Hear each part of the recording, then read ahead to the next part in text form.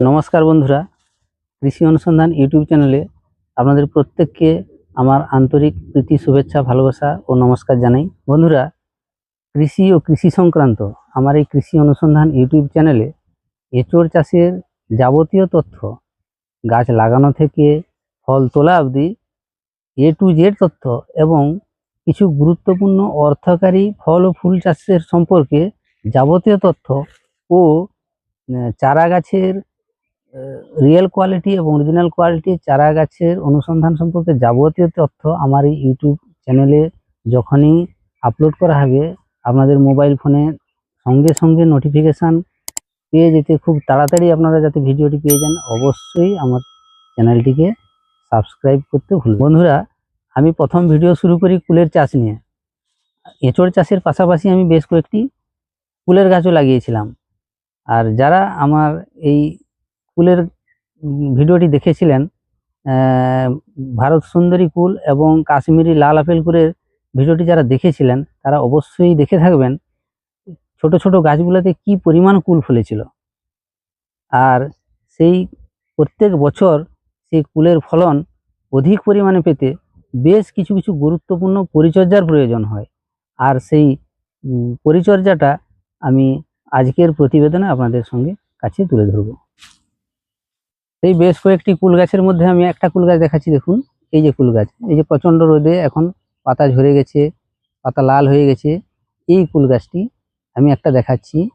আর এই কুল গাছটিকে এখন আমি কি করব, এই কুল গাছটিকে এখন এই মুহূর্তে চলছে মার্চ মাস, আর এই মার্চ মাসে কুল গাছের পরিচর্যার একটা গুরুত্বপূর্ণ জিনিস হচ্ছে গিয়ে এই সময় হাড় পুনিং করতে হবে। এই মার্চ মাসই হচ্ছে কুল গাছের হাড় পুনিংয়ের উপযুক্ত সময়। আর এই যে গুরুত্বপূর্ণ পরিচর্যা, এটা কিন্তু একমাত্র কুল গাছেই করতে হবে। এঁচোড় গাছ বা অন্যান্য ফল ফুলের গাছের থেকে এর পরিচর্যা একটু আলাদা। আর সেই আলাদা জিনিসটাই আজকে আমি দেখাচ্ছি। এর মেন হচ্ছে কি এই মার্চ মাসে হাড় পুলিংয়ের প্রয়োজন হয়। এই হাড় পুলিংটা কি এবং কেন করা হয় সেটা আমি আজকে দেখাচ্ছি। অ্যাকচুয়ালি হাড় পুলিং করার কিছু গুরুত্বপূর্ণ কারণ আছে। যদি আমি গাছকে হাড় পুলিং না করি তাহলে কিন্তু পরের বছর ভালো ফলন পাওয়া যাবে না। এই হাড় পুলিংয়ের কিছু কিছু গুরুত্বপূর্ণ জিনিসের মধ্যে একটা হচ্ছে গিয়ে ভালো ফলন পাওয়া যাবে না, দ্বিতীয়ত হচ্ছে গাছটা দেখতে সৌন্দর্য হবে এবং গাছকে আমি একটা নির্দিষ্ট আয়তন দিতে পারবো, আকার দিতে পারবো। তাতে করে কি হবে, এই যে ফলটা কুল বাদুড় এবং পাখির খুব প্রিয় খাবার। তাই এই গাছটাকে যদি অনেক বড় হয়ে যায়, আমি পুনিং না করি, তাহলে কি হবে, আমি নেট দিয়ে ঘিরে রাখতে পারবো না। এবং এটাকে যদি আমি ছোট রাখি, ছোট গাছ করে রাখি এবং প্রচুর ছোট গাছে ফলন ধরে, তাতে আমার হারভেস্টিংয়ের খুব সুবিধা হবে। তাই এই বাদুড় পাখির হাত থেকে রক্ষা করার থেকে যেমন আমি ঘিরে রাখতে খুব সুন্দরভাবে ঘিরে রাখতে পারবো পুলিং করলে, এবং ফলনও প্রত্যেক বছর বেশি বেশি পাবো এবং হারভেস্টিংয়েরও খুব সুবিধা হবে। এই জন্য হাড় পুলিংয়ের প্রয়োজন আছে গাছে। এই যে কুল গাছটিকে, এটা দেখুন, এটা মাটিতে লাগানো আছে। এই মাটিতে লাগানো গাছটা আছে বলে গাছের গ্রোথটা অনেক বেশি হয়েছে। আর এই বড় গাছটাকে পুলিং করতে হলে আমরা সাধারণত প্রায় 2 ফুট উপরে পুলিংটা করব। যদি টবের গাছ হয় তাহলে কি করবেন, যদি টবের ছোট গাছ হয় তাহলে আপনারা 1 ফুট রেখে বাকিটা কেটে দিবেন। আমি প্রথমে আসি, এই ছোট ছোট ডালপালাগুলোকে কেটে ফেলি। এই ছোট ডালগুলোকে আগে কেটে নেব।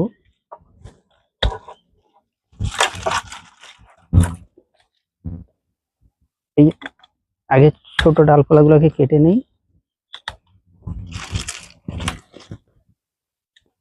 এটা কিন্তু ভয় পাওয়ার কোনো কারণ নেই বন্ধুরা। পুনিং করলে গত বছরের তুলনায় এবছর কিন্তু প্রচুর ফলন হবে এবং গাছ মরারও কোনো সম্ভাবনা নেই, প্রচুর ফল হবে। আমি ছোট ছোট ডালাগুলোকে আগে কেটে নিলাম।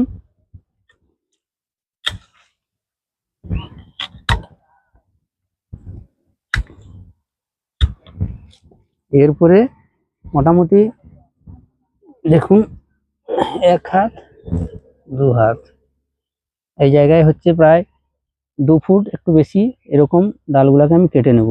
এই জায়গায় কাটলে কি হবে, এখান থেকে প্রচুর পরিমাণে শাখা পোশাখা ডাল বেরোবে।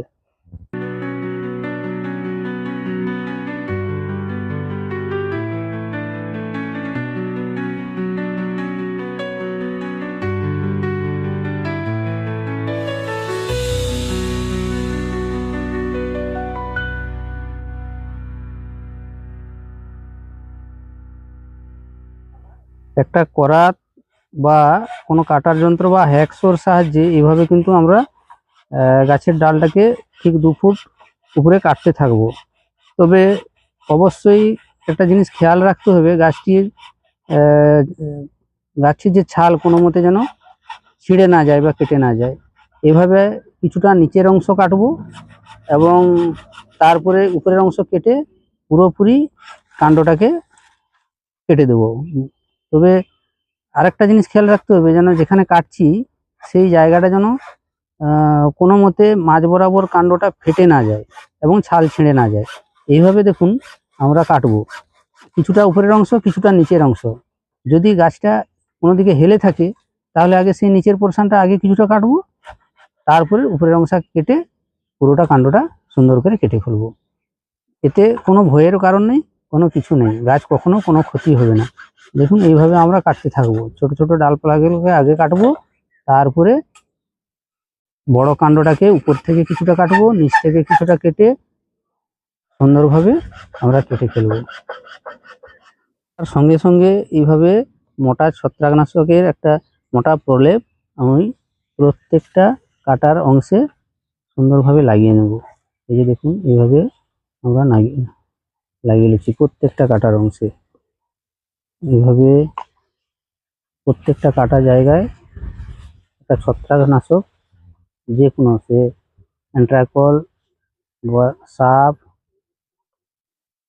হেমিস্টার টপ, যে কোনো একটা ফাঙ্গিসাইড আপনারা এভাবে সুন্দর করে লাগিয়ে নেবেন।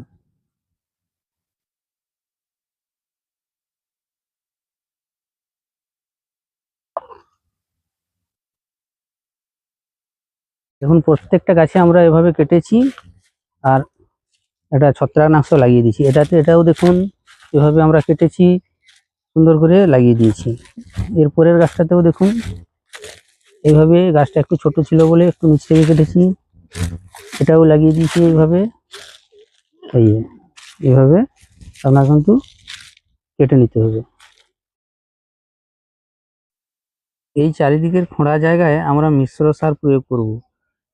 আর এই সার প্রয়োগ করব আমরা গাছের বয়স অনুপাতে। এই মিশ্র সার আমরা নিয়ে নেব, যেমন সরিষার খোল, নিম খোল, কেঁচো সার বা ভার্মি কম্পোস্ট, হাড় গুঁড়ো, শিংকুচি, এই সারগুলো আপাতত নিয়ে নেব আমরা। এগুলোকে পরিমাণ মতন মিক্সড করে আমরা একটা মিশ্র সার তৈরি করব। আচ্ছা, যেহেতু আমার গাছটা অনেকটা বড় হয়েছে, মাটি লাগানো আছে, সেই জন্য এর শিকড় কিন্তু অনেকটা দূর বিস্তৃত হয়ে গেছে, আর গাছটাও বেশ মোটা আছে, তাই একে এই পরিমাণ মতন আমরা মিশ্র সার দিচ্ছি। আমরা একটা মিশ্র সার তৈরি করব। দেখুন আমরা 4 কিলো 5 কিলো মাপের ভার্মি কম্পোস্ট অথবা কেঁচো সার আমি নিয়ে নিলাম। তারপরে 2 কেজি মাপের হাড় সার নেব, হাড় গুঁড়ো, ওটা দিলাম। তারপরে এর সঙ্গে মিশাবো 1 কেজি মাপের নিম খোল। নিম খোল মেশানোর পরে আমরা একটা ইনসেকটিসাইড দেব।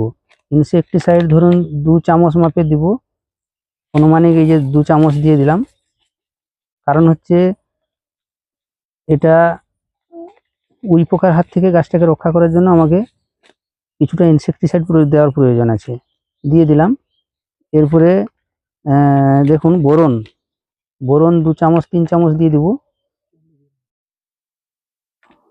30 থেকে 40 গ্রাম দিলেও হবে, একটা বড় গাছ যেহেতু। কিছুটা বোরন দিয়ে দিলাম, ওর সঙ্গে জিঙ্কও 40 গ্রাম মতন দিয়ে দেবো। আচ্ছা, এরপরে আমরা দিব, এখানে মিক্সড করব একটা সোয়েল, একটা অনুখাদ্য, এটা সোয়েল প্লাস একটা দিয়ে দিচ্ছি। অনুখাদ্য এটা দিয়ে দিব 100 গ্রাম মাপের, দিয়ে দিলাম। দিয়ে ভালো করে মিক্সড করব, ভালো করে মিক্সড করে নিচ্ছি। মিক্সড করার পরে আমরা এটাকে গাছের সেই যে খুঁড়েছিলাম আমি 3 ফুট দূরত্বে, ওই 3 ফুট দূরত্বে আমি ওই খোঁড়া অংশে আমি ওটাকে দিয়ে দিব।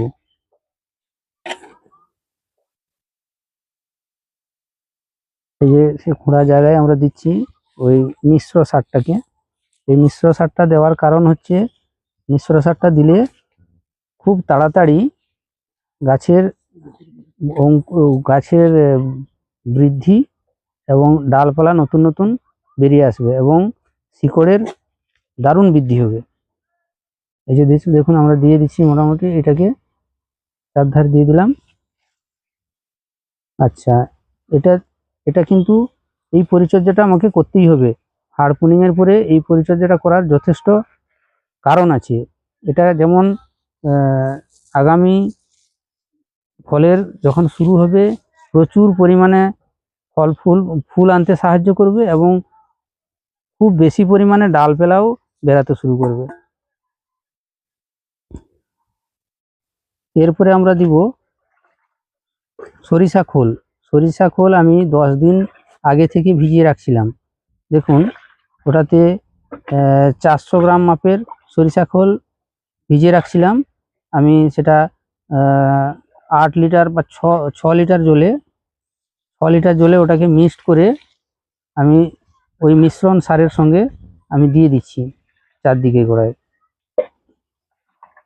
এই সারটা এই এই খোলটা দারুণ কাজ করবে, তাড়াতাড়ি ডালা বেরোতে গাছের। এই যে দিয়ে দিচ্ছি, দিয়ে আমি ওই মাটিটা যে খোঁড়া হয়েছে ওই মাটিটা ভালোভাবে ওই মিশ্রণের সঙ্গে মাটিটাও মিক্সড করে দেব। আচ্ছা, যে কোনো ফলের গাছের প্রতি বছর প্রচুর পরিমাণে ফল পেতে গেলে বর্ষার আগে অর্থাৎ ঠিক মে মাসে আর বর্ষার পরে অর্থাৎ ঠিক সেপ্টেম্বর মাসের 14-15 তারিখের মধ্যে আমাদেরকে এই মিশ্র সার প্রয়োগ করতে হবে। তার সঙ্গে অবশ্যই 4 থেকে 5 কিলো গোবর সার প্রয়োগ করতে হবে। আমরা কেন এই সার 2 বার প্রয়োগ করব? কারণ হচ্ছে গিয়ে মে থেকে সেপ্টেম্বর মাস পর্যন্ত বছরের এই সময়টা কিন্তু গাছ সব থেকে বেশি বৃদ্ধি পায়। আর এই সময়ের হিসাব ছাড়া যদি অন্য কোনো সময় আমরা সার প্রয়োগ করি তাহলে কিন্তু সারের সুফল তেমন একটা পাওয়া যায় না। দেখুন আমি 1.5 মাস আগে এই গাছটাকে হাড়পুনিং করেছিলাম। কি সুন্দর দেখুন ডাল বেরিয়েছে এবং ডাল প্রচুর পরিমাণে, আগে যে পরিমাণে ছিল ডাল তার চেয়ে অনেক বেশি ডাল বেরিয়েছে। এই ডালগুলা কিন্তু সুন্দর একটা আকৃতি গাছে দিবে এবং দেখতেও সৌন্দর্য বাড়বে এবং প্রত্যেকটা ডালায় অধিক পরিমাণে আগের চেয়ে প্রচুর পরিমাণে ফল ফুল আসবে। তো আমি পুনিং করেছিলাম, হার্ড পুনিং করেছিলাম। দেখুন এটাতেও প্রচুর ডাল বেরিয়েছে, এটাতেও দেখুন প্রচুর ডাল বেরিয়েছে। এটা দেখুন এটাও ঠিক দেড় মাস আগে করেছিলাম। এটাও ঠিক 1.5 মাস আগে আমি করেছিলাম। দেখুন প্রচুর পরিমাণে কি সুন্দর ডাল বেরিয়েছে। কোনো মরার সম্ভাবনা, কোনো ভয়ের কারণ নেই। এইভাবে যদি আমি ঠিকঠাকভাবে হার্ড পুনিং করি কখনোই মরবে না গাছ এবং গত বছরের তুলনায় অধিক পরিমাণে ফলন দিবে। এটাতে আমি সেইভাবে আমি মিশ্র সার প্রয়োগ করেছি এর গোড়াতে, প্রত্যেকটার গোড়াতে, সেই গোড়াতেও মিশ্র সার প্রয়োগ করেছি। যদি কখনো এরকম জায়গা থেকে যদি নতুন ডাল বেরোতে থাকে আপনারা এখান থেকে কেটে দিবেন। এইগুলা থেকে যেগুলো বেরোবে কাটার উপরের অংশ থেকে এইগুলোতেই রাখবেন। আর আমার এই ভিডিওটা যদি ভালো লাগে অবশ্যই এটা লাইক করবেন এবং বন্ধুদেরকে শেয়ার করে দিবেন। আর পুনরায় আমি আপনাদেরকে আবার অসংখ্য ধন্যবাদ, প্রণাম, ভালোবাসা জানিয়ে আজকের ভিডিওটা এখানেই শেষ করছি।